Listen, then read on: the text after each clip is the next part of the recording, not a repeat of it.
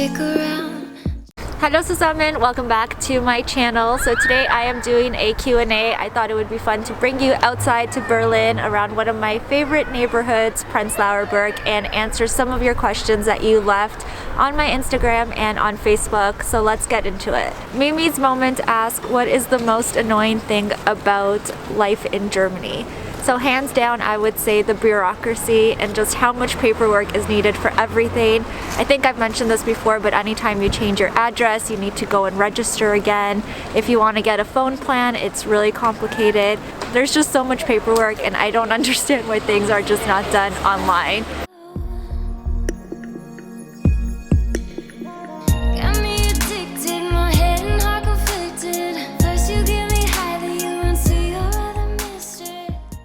So I wanted to show you guys this tree bark here. It's actually really cool because you can come here, donate a book, and then also take one if you want. And I've never seen this anywhere else.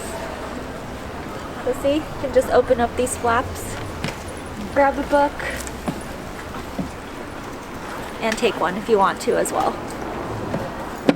Hisham Riaz asked, what's the best way to meet young expats in Berlin? So in general, I think a great way to meet people is to go on meetup.com, and there's a lot of groups there. If you have a particular interest, you're most likely going to find a group there and you can meet a lot of people. Go to meetups. There's also expat meetups for newcomers to the country. So you can definitely find a lot of events there and go to pretty much one every day if you really wanted to. And then of course, if you are working in the city, that makes it so easy to meet people. Usually in Berlin especially, there's so many expats and everybody's looking to make friends, so make sure to take advantage of that.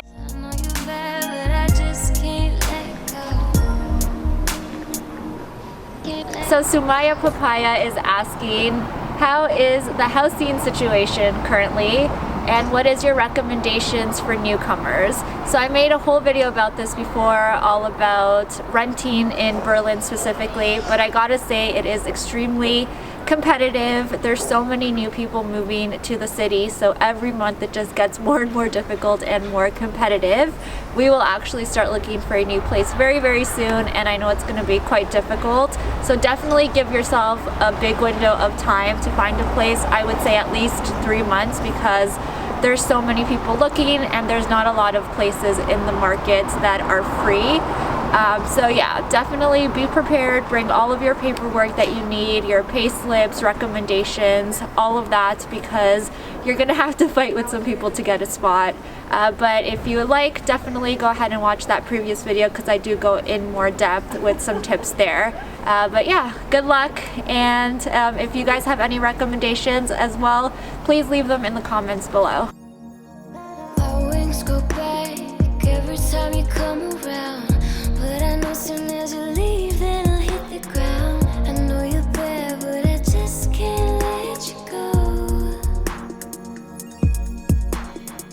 Got me addicted, my head and heart conflicted. Alright, next question is by Florence Ridley, and it is, are you learning German and do you find it difficult? So, ich spreche ein bisschen Deutsch, but I am quite shy and I don't practice enough. I know it's totally on me. I should definitely up it with the practicing, but I definitely understand a lot more than I can speak. I can read a lot of it. And one of my goals for the next year is definitely to up it in my German and become more fluent. So I will get there, guys. Hold me to it, please.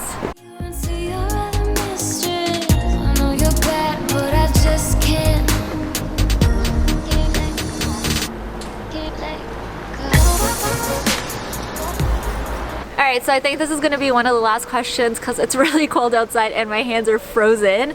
But the question comes from Carl PRH, and it's, would you like to apply for your German citizenship someday?